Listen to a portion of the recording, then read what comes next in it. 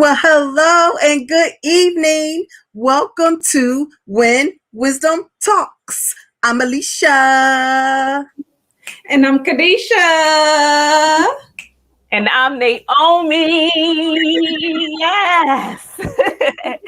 And we are Wisdom on the Wall. Thank you so much for joining us for another episode of When Wisdom Talks. And we are celebrating Women's History Month. Yes. All month long, we will be celebrating awesome, magnificent women who are thriving in their purpose. And tonight is no different. And as usual, I have to let you know what our mission is. We are here to empower women and men to live better and wiser through engaging discussions. And we got to do those fun activities and inspiring special guests like the one we will be having tonight. So Kadesha, take it away. Woohoo! Yes. This is Women's Month, as Naomi mentioned. So we have an awesome guest. I won't spill the beans just yet, but just know that she is another accomplished woman, a woman on purpose. And so we're looking forward to hearing from our special lady, what she has to say about COVID, the school system, and where we're going. Of course, the three of us, we like to empower, we like to give you wisdom, so we'll be doing that throughout the show. We also want to remind you that this is not the only way that you can connect with us. We have two other places in which you can connect with us. One is Monday nights at 6:30 p.m. Eastern Standard Time. It's important to say that. We have a pop-up prayer call, and then every Wednesday morning, 6 a.m. Eastern Standard Time, empowerment prayer call where we do some teaching and then we open it up for prayer at the end. But before we get into the show, as always, we want to ask you to do a few favors for us. Make sure you share the page. Share this page. It takes you 1 second. We want to encourage somebody and empower one of your friends, one of your sisters, one of your coworkers, somebody you live next to, have them to join us tonight. And then remember to follow us on Instagram at When Wisdom Talks and follow us on YouTube as well. Also, we do want to remind you that we have our book, Wisdom on the Wall, and you can make that purchase at wisdomonthewall.com. And if you ever want to connect with myself, Alisha, or Naomi, you can always send us an email at info@wisdomonthewall.com as well. So with that being said, we're about to get right on in. Go ahead, Alisha, and kick it off for our next segment. Wonderful. Well, you all, this is Girl, What's Your Story with a Twist? And speaking of books, that's what we're going to kind of talk about at this point. This is the period in time where you can learn a little bit about us, and we also want to learn about you as well. But the twist is that we're going to be talking about the books that we're reading so that you can get a different perspective into who we are and what we like. So with that, who would like to go first tonight? Or am I going first? I'll go. Okay. So actually, I don't have, let's see if I can pull it up. But I'm doing an audiobook this week. And so audiobooks are good for me because I spend a lot of time in the car. So as I'm commuting 20, 30, 40 minutes, I can be, listening to something and putting something positive into my spirit. So right now, I am listening to The Millionaire Real Estate Agent. And off the bat, right, you think it's about money. But this book is it's more so about your mindset than it is about the money. So the first few chapters are just speaking to you on how to think millionaire, right? So it's all about believing in your mind, believing that you do deserve to live in abundance, especially when you are living a life that God has purpose for you and has designed for you, and you're living from a place of contribution.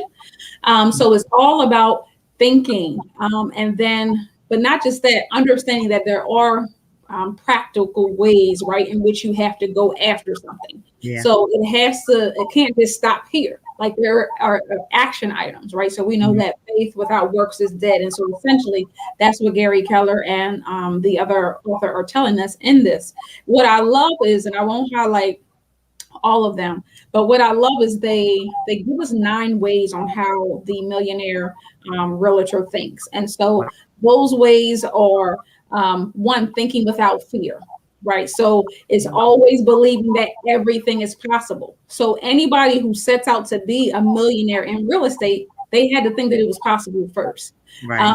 The other thing is always thinking about your why. So it's something greater, something deeper than. I love what I was listening today. I think it was Gary Keller speaking. He was saying it was never about the money for him. It was never about the money. It's like that's never the focus. When you talk to people who make millions, whether it's in real estate or any other industry, it's never about the money. It's like, how can I give? How can I leave a legacy for my family? How can I help my community? When I tell you, people that I work with, the colleagues, they are doing some big things in the community.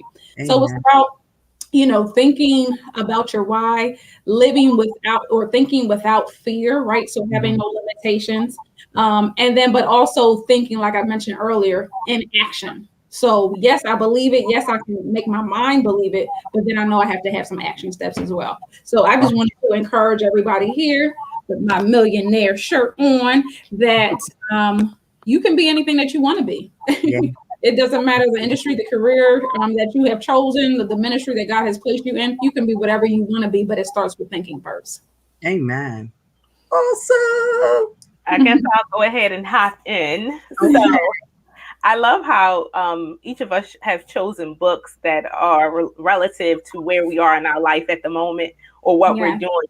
And so my book is no different because this is actually a book that I got in my master's degree program when I was working on my MBA, but it's still relevant because I'm working on communication, my PhD in communications right now.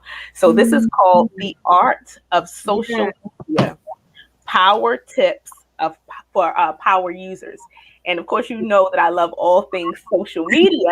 This little book is like the perfect little pocket pal when you need to figure out maybe some unique tips and things for using or maximizing social media, especially because all of us, the three of us, and those who are listening, you all have a brand. And so social media is a great place to expand your brand. But the point is how. And so this little book here definitely gives you all the tips that you will need to help you maximize social media, because there are a lot of us who are also social media shy, which I understand because there are a lot of privacy issues and things like that. But what this book does is dispels the myths of social media use, and it gives you the advantage on how to use it so that you don't feel so vulnerable about what you're posting. So it gives you strategy. That's what you need when you're posting to social media, is strategy. Don't just post haphazardly. Post with a purpose. Say that with me. Post with a purpose. Okay? So I got that. Do. And so this little book here is, I recommend it when I was working on my MBA in digital entrepreneurship. This book helped me in terms of expanding my own business in digital media. And so I recommend it, and I still use it. I go to it every now and then. Wow. You still be on it. I definitely need that one. Thank you, Naomi, for that. You're welcome. Before I jump into my book, if you haven't already done so, please in the chat, put in there what you're reading, because it may end up on our to-do list in terms of our readings. So my book tonight is Win the Day. Can you see? Win the Day. Here we go. Win the Day. And it's by Mark Batterson with a B. Mark Batterson. And it's about the 7 daily habits we can use to actually stress less and accomplish more. And this book is so awesome. There is a gem, it seems like, on every single page. And basically what he talks about is the fact that we have to learn to do the right things on a daily basis. It's about daily habits. And the biggest key is living in day-tight compartments, realizing the fact that, sometimes when we think about the goals that we set them so far out that they seem so unattainable, unreachable. And then what happens is we think we can't achieve it because it's so far off. So again, it's that day-tight compartments. But I want to read something real quickly. This was just so good. So he was talking about the Lord's Prayer and the piece in the Lord's Prayer that talks about give us this day our daily bread. So he says, God will never give us more than we can steward, which is one reason why time is divided into days. All we have to do is live in the way God intended in day-tight compartments. He says, do you remember the expiration date on manna? 1 day. How about the deadline on anger? Sundown. When are God's mercies made new? Every morning. He says, how often are we told to take up our crosses? Daily. Yeah. And when are we told to rejoice and be glad? Today. He says the 24-hour rule is everywhere you look. In fact, it's as old as the days are, where in the Bible it said there was evening and there was morning the first day. Let me tell you, this book is just so enjoyable to me. I mean, every time I put it down and I end up doing something else, it's like calling me back. So it's definitely a book that you should put on your shelf, or like I do, I get it from the library. And if it's something that I really like, then I get it, maybe Amazon or whatever. But the bottom line is try it out with the library for free. And then if you like it, keep it. But again, it's Win the Day by Mark Batterson. Batterson. That sounds awesome. Awesome. Yeah, awesome. I am so enjoying this. Mm-hmm. So, well, thank you, ladies, for sharing. And for those of you who've had a chance to put in the chat what you're reading, we will definitely review that and possibly add it to our list. But I am so excited, like the other ladies. It is Women's History Month, and I'm so excited for this next segment. So without further ado, Kadesha, kick us off.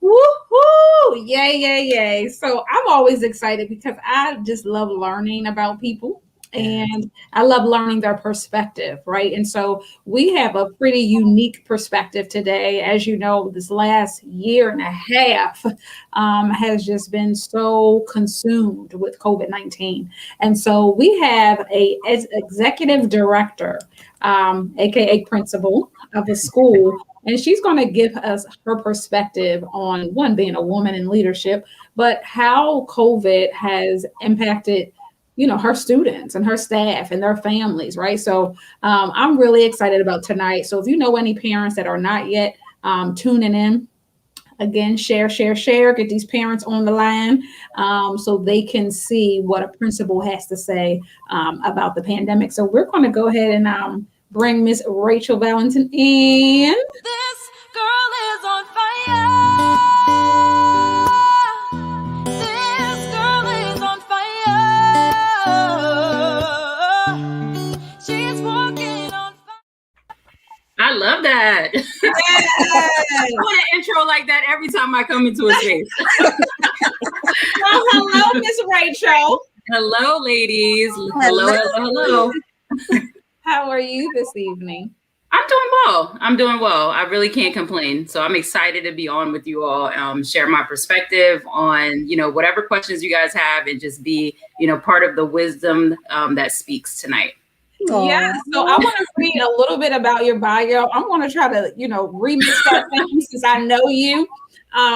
But I do want at least the audience to know who sits before us. So Rachel is currently the executive director and instructional leader of the Charter School of Newcastle Elementary School in Newcastle, Delaware, serving students in grades kindergarten through fourth grade. She has over 400 students that are under her, okay? So she has led this school towards improved student and parent experience, consistent routines and systems, positive staff culture, and academic programming. The girl has made a difference since she's been there. Yeah. And I know Rach from, we started off, I don't know if you guys remember MBNA Bank back in the day that used to be here. We did an internship together and Rachel was one of my mentors and she was helping me to become confident so I could go on to Spelman College. And so we worked together at MBNA. And then we end up being roommates together at Spelman. And so after college, Rachel went off to New York and took a corporate position with JP Morgan, did the whole rat race. You know how we do. We think we want to make a lot of money. We think we want to live in the big streets, right? It was great, right? Because I remember they were sending you cars. They were sending you home. It was but she had a call to teach and empower students. So she ended up working in this in the school system in New York, and then long and behold, the Lord called her back here. She worked at Harlan Elementary in Brandywine School District, and now she is where I just mentioned at the Newcastle Elementary School in Newcastle. A lot of accolades, okay? Yes. God, right? Very educated, and don't play no games. So we just want to welcome you again, Rachel, for being here, for saying yes, right, to the assignment. And we just want to hear from you about what life is like in your world as a woman in leadership and a woman thriving on purpose. So, what does it mean to you to be a thriving woman of purpose? Well, that's always a great question. Whenever you talk about purpose, I think you kind of go through, the motion around, determining like, did I accomplish everything? Am I doing the daily things that, make me happy or can present itself in front of a group, right? So often when I'm asked that purpose question, I always try to go back to just some key elements. I feel like for me, a woman that's living on purpose, it's through her actions, right? So she's a woman who's often poised. She's driven. She's very clear on what matters. She's God-fearing, as far as you thinking about it for myself, in a God-fearing state. She's intentional about the things that she does, what she says, and the decisions that she makes. Right. And this overall, I think she just realizes that she matters in the world. So when you kind of think about purpose, you're here, and as long as you see that everything that you're doing matters to the people around you, then you are essentially a woman living on purpose. Amen. And you just described yourself, honey. I was a little tired when you were reading the bio. I'm like, did I do all that? Woo, Lord. And that's what we do sometimes. We often forget the number of things we do, and that you've been living on purpose because you're constantly in the rat race, like you say. Right. Yeah. So when did you discover you had, because again, I believe if I remember correctly, you were a history major. Yes. And you went to JP Morgan, but then when did it was I have to do something with these students? When did that click for you that I need to be in the school system? Yeah. Honestly, I think, I want to say that your purpose is ever evolving, right? So, as women, we wear many hats, right? So we have our career hat that we wear. We could be the wife, the sister, the friend. And so for me, I think the puzzle pieces were always there. I was actually just talking about this today. I didn't see it until later on. But thinking about JP Morgan, so I wasn't an economics major in college. I was a history major. And I was into photography. I was a little bit of a creative person of sorts. And so what I noticed was, when you go back and you reflect and you actually take the time to think through, the choices that you've made, you'll start to see that, life was always presenting steps for you, but you might not have been ready to see it. And so for me, was not an economics major, but at the same time, MBNA was there, but I didn't make that connection yet, right? So I had done that. So it wasn't until I had received that opportunity to work at JP Morgan is when I noticed, okay, so I did have that MBNA experience. So fast forward to education. While I was working at JP Morgan, I spent my evenings working with high school students, and I worked with this program called iMentor. And one of the students, she was 15 years old. She really was she changed my life and perspective on education. Here's the catch. She couldn't read.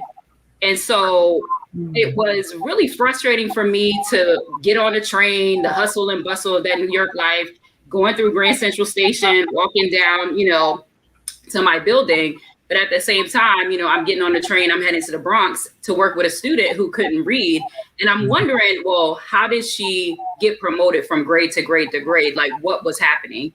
And so I think that frustration and really the wondering caused me to go back and, further my education in policy, which was my first degree, just to kind of find out if I could help change the law. But obviously, as you know, it takes forever to change the law. I realized the impact was not going to be me writing, op-eds in my building and then sending them out. It wasn't going to be me trying to take about of being an elected official. The impact needed to happen in the classroom. And honestly, you know, with Spelman, we have a network of women that are very inspiring. And it was another Spelman woman who was a mentor of mine.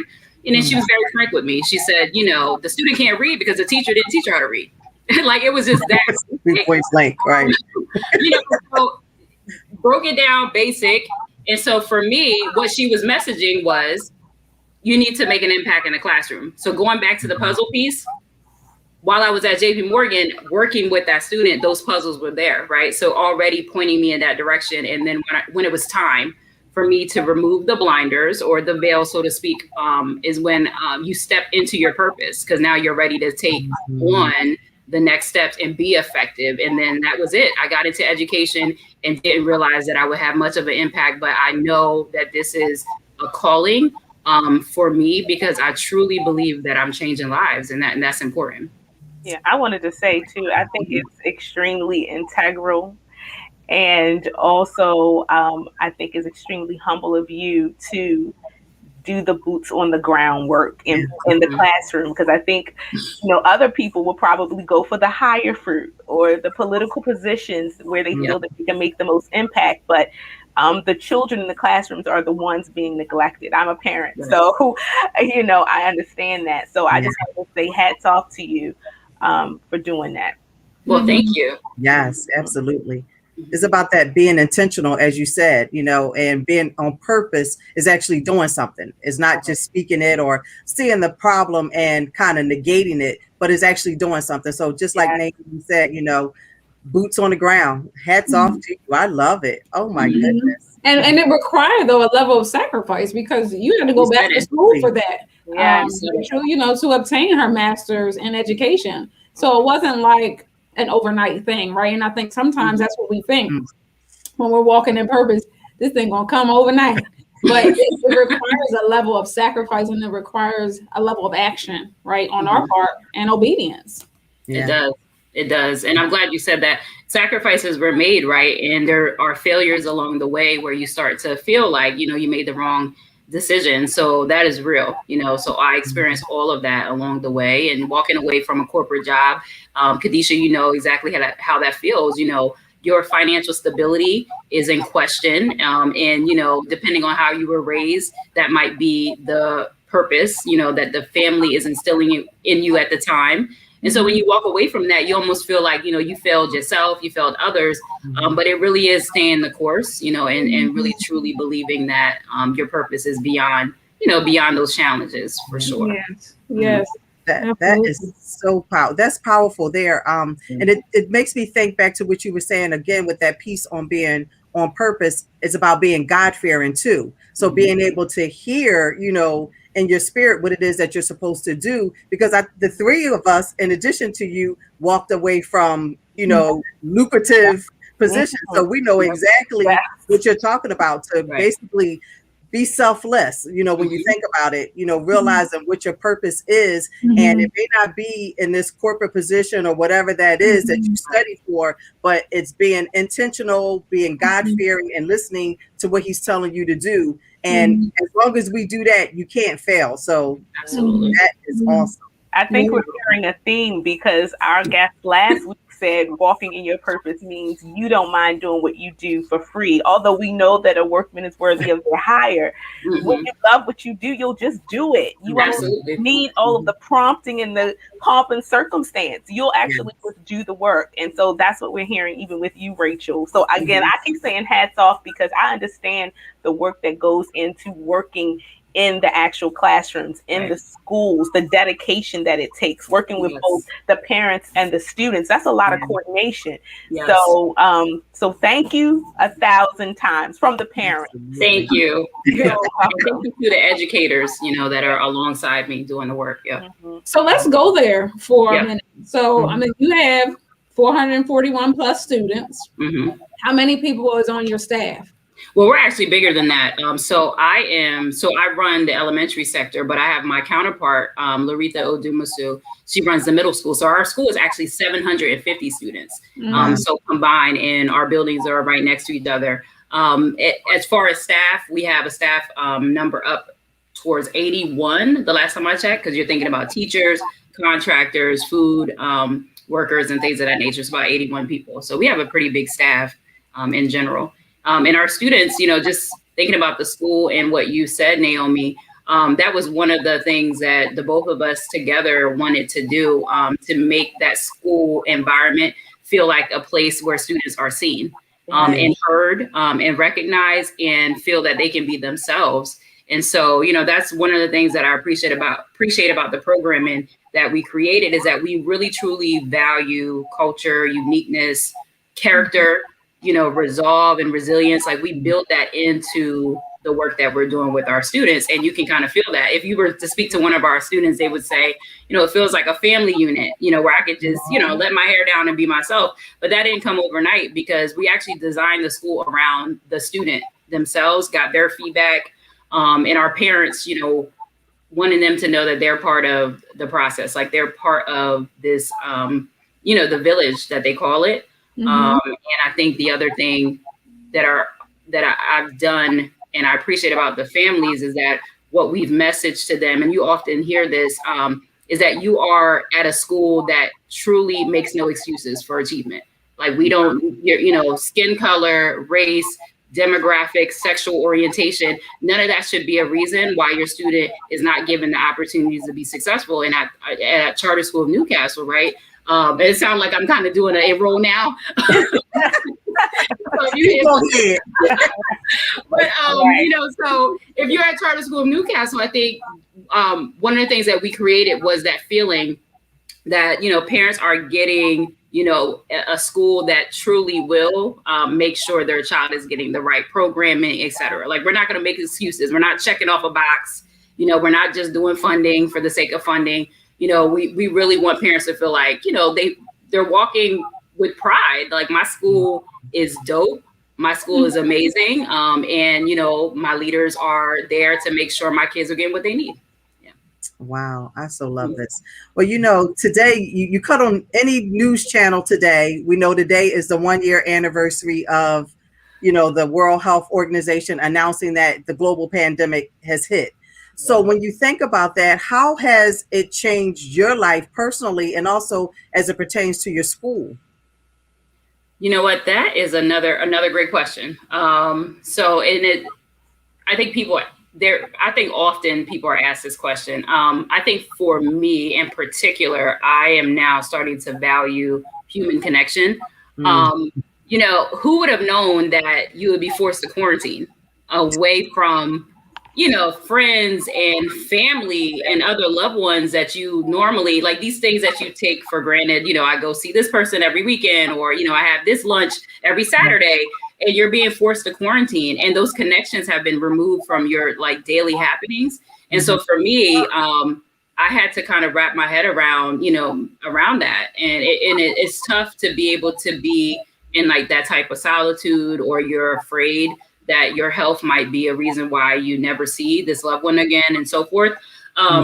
So it was, I also spent the time, I appreciated, what I learned from the quarantine aspect, because it allowed me to spend some time in solitude, some time, relearning and unlearning habits that you create over time, that you don't have time to address, or, kind of accept or view face on, right? Because the quarantine, in a way, of course, is you to have to deal with some of those things, like maybe, the husband or the significant other or the kids or some of these other things that are now just presented. You have no excuse but to deal with it, right? You can't hide behind, I got to run out the door, or I have this meeting, or I have that meeting, because everything just stopped. So if anything, it really just helped me to unlearn, relearn, expose myself to new things I didn't know that I was even interested in. It really was an opportunity to stop. So for me, that's how I treated the quarantine experience in COVID, the first half. And what about your students? Like, how do you see them reacting and responding to, virtual learning? Yeah. So, a couple of things to keep in mind. What I share with families is that, our students are, this is a traumatic experience, right? We're living it every single day. And so I tell my families and even the students to give yourself grace, right? Give yourself the opportunity to, learn and make mistakes along the way. So virtual learning, it's not a normal method of learning for students, right? We're learning how to navigate it now, but typically, your average student is not in front of the computer for hours at a time, and so I think the important thing that we've learned is that by creating clear programming, so that we have breaks built in, we've been very clear with our families around like the type of activities that our students should be engaging in throughout the day, and then allowing them to, step away from the computer from time to time. All of those things have helped. And I think that the students have been resilient. I will say this, I expected there to be this feeling of, students breaking down. And some of them are experiencing that. And I don't want to negate the fact that some students are really having a hard time navigating the space. But a lot of students that I have come across, especially in my building, they are resilient and they are watching us, like we're modeling for them how to kind of just be resilient in this space. And some of them are actively doing the same thing. So virtual learning is, the great thing about it is that it's a new tool for students who may have struggled to be in the classroom setting because maybe there were other things that were distracting them, or other, factors that just didn't help them be as successful in the building. So when they're in the virtual space and they're one-on-one and they're learning, it's a little bit better for them. So that was something that was a positive. And then, if we do return to school, now you have another tool that, you could utilize to close gaps, with the computer and things of that nature. So there's a myriad of things that came out of the virtual learning experience. But the biggest thing is I think that our kids are more resilient than they think. They really are heroes. And our kids are doing the best they can for sure to be successful in this space. Wow. Yeah. Awesome. That's good. I guess I'll go ahead and ask the follow-on question. So, because a lot of children they've been virtually learning for some time, for a year now, as we know. And in some spaces they've gone back, but not all. And so now we're faced with this dilemma.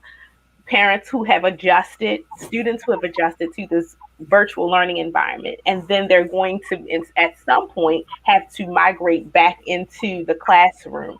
Right. So, in your professional opinion, what do you think that looks like? Are the kids ready, or will they be ready, or to what degree will it take the not the parents, but the school officials to prepare a plan for the kids?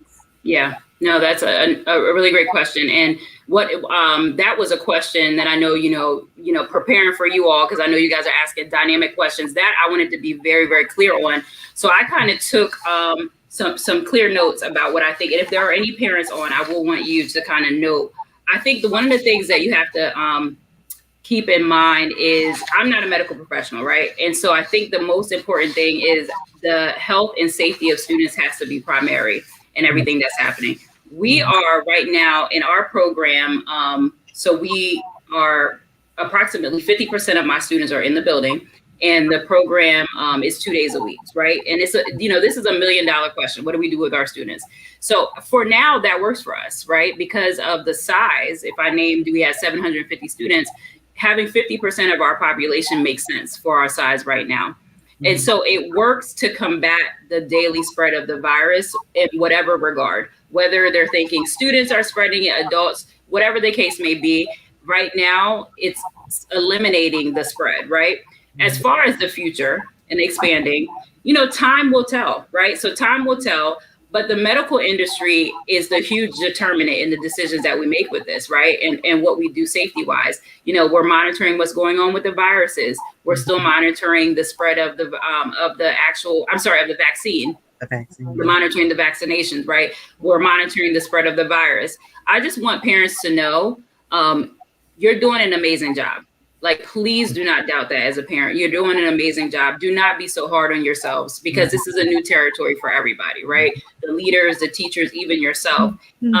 Ask questions of the school leaders, right? Ask the questions, discuss the plan. When the plans come out, don't hide in the background. And if you don't understand something, kind of just, stay muted. Definitely reach out to the leaders and ask those questions. Personally, I think that, if those things are in place, with a clear plan, schools are identifying what they're doing safety wise. We still have to social distance, right, until those things are removed just nationally. So I can't even say I'm going to bring everyone back because that might not be what we're doing nationally, right? It's important for parents to know that their feelings are heard, right? And then it is also important for families to know that you don't have to have every single box checked off for you to feel comfortable for your child to come back to school. Because if anything, we are the advocates, like we're your partners, right? And so if parents know that the school is actually working in tandem with them, I think it'll alleviate some fears, right? And I think that parents are looking for this every box checked off, right? So what are you guys doing with this? You know, what does this look like here? And I think that it's just ever changing. And so if they view the school as an advocate and a partner and ask those questions, right? And pay attention to the things that are happening, I think that parents will start to feel less fearful of those decisions. So I'm not sure if I answered the question directly because it is one of those like sensitive questions, because I can't really say that this is the time for students to come back. But all I can say is that plans are being created. Take it one day at a time. Ask the questions that you need to ask. Not everything needs to be checked off. Schools are thinking about these things 24 hours a day. And so the answer that you're looking for is out there, but definitely, you know, reach out to the schools and make sure that you feel comfortable with everything before your child returns. Yeah. I think this is good. So all of us are jumping in. We had to do a part two. We need a part two, Kadesha. I see all the parents out there. Yeah. Right. I mean, it's a huge thing, right? You know, I mean, Naomi is out of the four of us, the only parent on here, right? So, but I see you as a parent in your own regard, Rachel, Right. having care of so many families and so many children. And that's something that I don't think you should ever take lightly, you know? Yeah. And you and I have talked about this before that was something God trusted you with. You know what I mean? Yeah. Like he knew that he could trust you to steward those 400 plus, and even, you know, with the middle school, 700 plus students. So that's a gift. And I know the burden, I can only imagine that the burden could be heavy at times. And, you know, my prayer is that God constantly restores you. Right. But know that you're doing an amazing job. Oh, thank you. Thank you. But we did have some, didn't we had somebody had a question. We have one person. Who had a question? Well, yeah, we're going to take an audience question. Is that right, Kadesha? Yeah, audience question. Okay. Rachel, Erica is on here. So real quick, while she's going up to so we lived in Spelman. There was four of us in a 2-bedroom apartment with 1 bathroom. And so Erica is one of our roommates, and we would take turns cooking. We had a blast. But anyway, what's Kendra asking? Girl, how you manage discipline in the school? Go ahead, let them know. I love that question. I completely love that question. And so it is atypical at our school. And so what I'll say is when we first arrived, and I know Kadesha touched on that in the bio, our school had to undergo a little bit of a turnaround because, you know, systems were all over the place. The students didn't have an identity per se, you know, so when they were in the building, it was just like, you know, your typical, you know, off-task behaviors, because I just don't believe that, you know, the students were actually brought into decision-making when it comes to, you know, rules and expectations. So we actually use the process of positive praise and positive redirection. And we de-emphasize negative behavior. So what I mean by that is that we have, you know, what you would call like your PBIS program. So it's a positive based program, and we have a restorative program. And two of those things, well, the positive program means that students are earning celebrations, they're earning points, they're earning all types of different things that we've kind of created in a structure from, you know, 5 points up to, you know, 200 points for making wise choices, because a lot of the decisions, a lot of our character pillars are based around, you know, resilience, you know, they're based around good decision making. So if a student models that, they get points for that. So they're actually adding points to their bank as opposed to us removing points, because discipline, right, gives you that negative factor. You've done something wrong, go stand in the corner, right? But the student in the meantime is not processing, well, what is it that I did wrong? This is where the restorative comes in. And so the restorative program allows us to sit down and incorporate the character development by saying, like, you know what, Sam, you earned 15 points last week because I noticed that, you were helping out in the cafeteria, you helped out a friend, you raised your hand in class, you seem to be very focused. And so earning points for, demonstrating valuable character traits or characteristics of, being a global citizen, et cetera. And so this week, something happened. There might have been a discipline, something discipline related. So we would talk to Sam and say, well, where did you veer off, right? Where did you make the wrong choice? And so Sam now can see the disconnects, right? And we also ask, well, what do you think is the right next step? Because in life, there are just consequences for anything, right? Yeah. You go up late 10 times, you might get written up or you may get fired. So we don't want to take away the element of just a natural consequence. So now Sam is saying, well, maybe I should do community service because, technically I got in trouble for throwing things in the cafeteria. So now I'm going to do community service and help clean up the cafeteria because I was part of the food fight. So now I'm going to clean up the cafeteria. So therefore, the discipline response is now he has the community service. But at the same time, Sam doesn't feel defeated. He understands exactly what he did.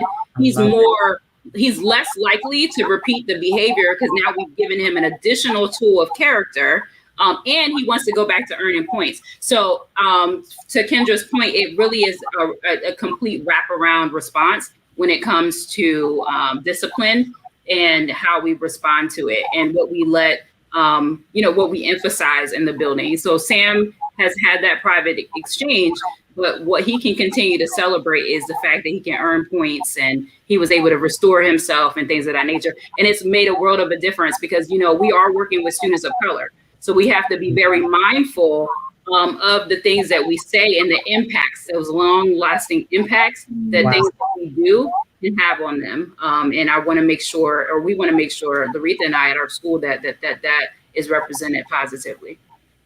I love it. Yeah. Well, you can teach other people how to lead schools, but lead families. I mean, that's powerful. That's that. I mean, that may be another conversation for another day. I'm ready. I'm ready. I was thinking the same thing, Kadesha. Even that could work even in the household between parent and child when you're disciplining, because of course a lot of us parent from the point of references that we had growing up. And so we just know, okay, you did something wrong, discipline. Oh, absolutely. You don't necessarily implement the reward side of it or that whole idea of rehabilitation or restoration. And isn't that natural, right? It's natural. If something happens, isn't that natural? That you get a chance to kind of restore yourself with a loved one or a friend. Yeah.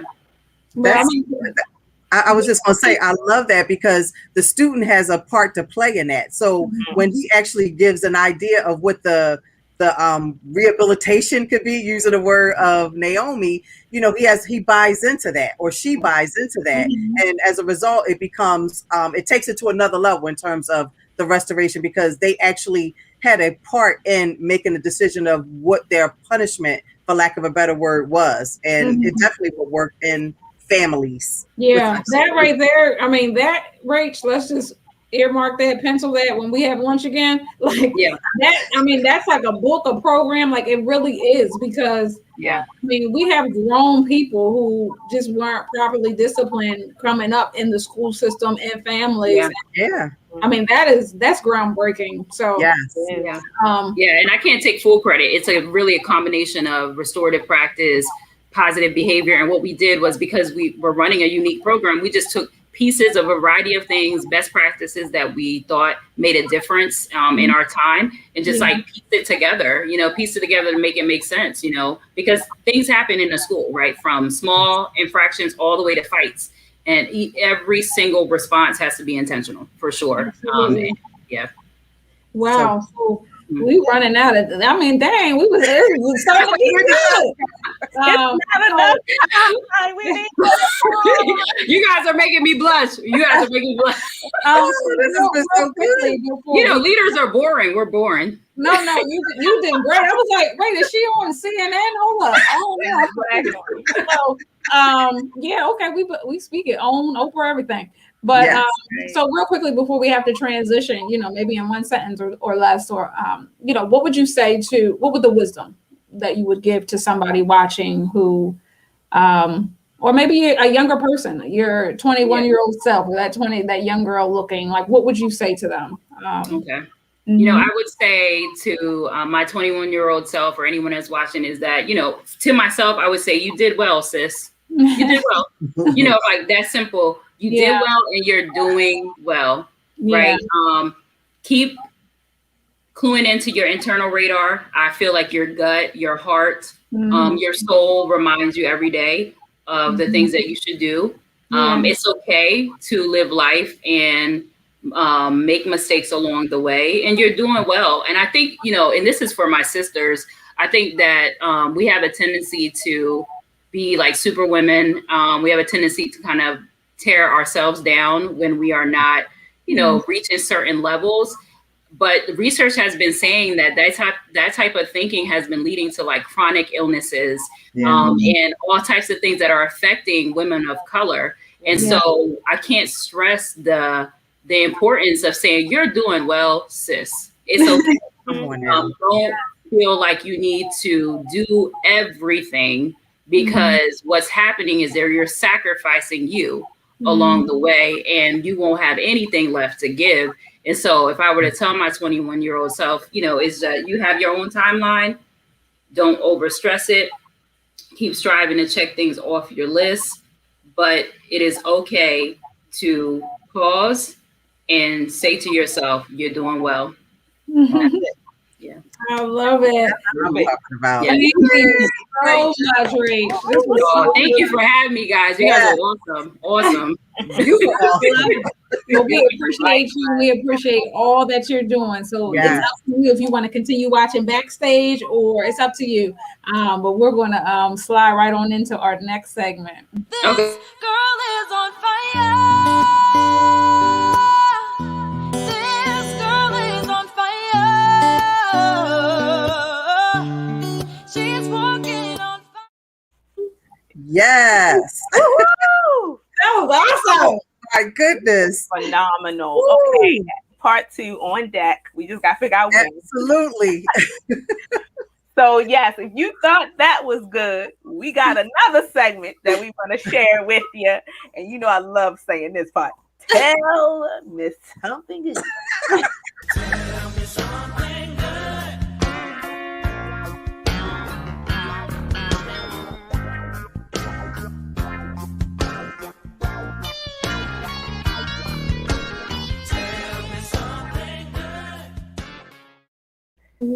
So you know we love this segment. This is our opportunity to share fun, exciting stories that we came across on TV, social media, the news, something we read, child, just anywhere. So take it away. Well, I'll hop in and go first on this one then.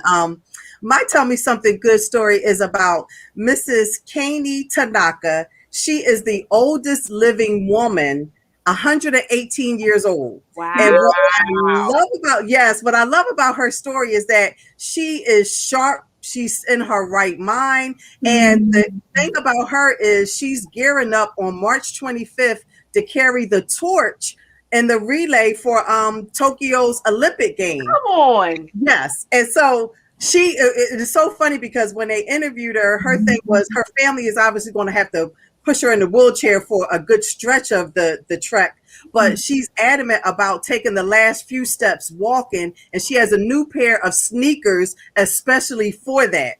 But what I love about her story is that not just that she's the oldest woman, but she's about goals. So her next goal that she wants to click off, because once she carries the torch, that's been a lifelong goal of hers, but her next goal is to beat the longest living person, which was 122 years. So when you look at her life story, it's all about setting goals, achieving them. But the other thing is, she said, in order to stay sharp and bright, she said that you always have to be curious and you have to do math, which she does every day. So, with me and the numbers, I was like, okay, I'm on track here. Yes, you are. Yes, you are. But I really loved her story because it's all about life. It's not about the age. It's how you're thinking. And she's 118, but she's acting like probably a 60, 70, or 80-year-old. So go Miss Kani Tanaka. Yes. We need that Tanaka anointing. I know that's right. Well, I guess I'll go next. Just in light of with us interviewing Rachel with education, I wanted to highlight the Thurgood Marshall College Fund. So the All-Star Weekend was actually last weekend. And typically it's always in the month of February. It's normally around Valentine's Day, but with the NBA starting late, everything just was out of whack.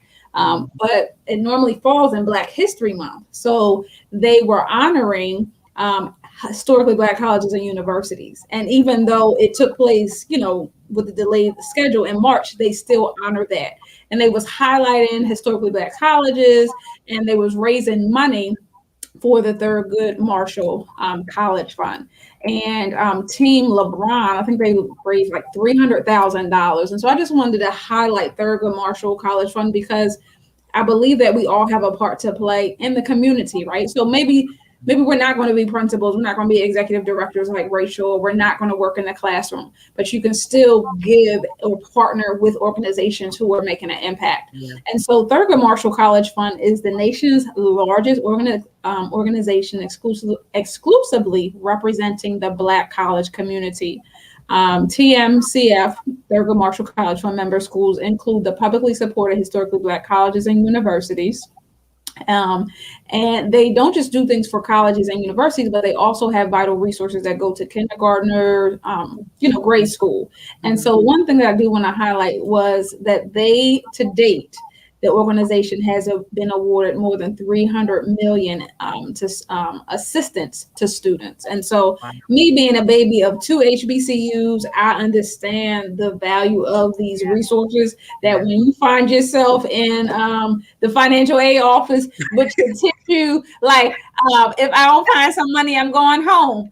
And I mean, this is a real story, and different organizations, Coca-Cola and, Thurgood Marshall, they come through in the nick of time for students who, couldn't afford tuition. So just wanted to highlight that. I know we're not in Black History Month, but we are still into empowering and educating our younger people, and they need money. So, check it out when you get a minute, the Thurgood Marshall College Fund, tmcf.org.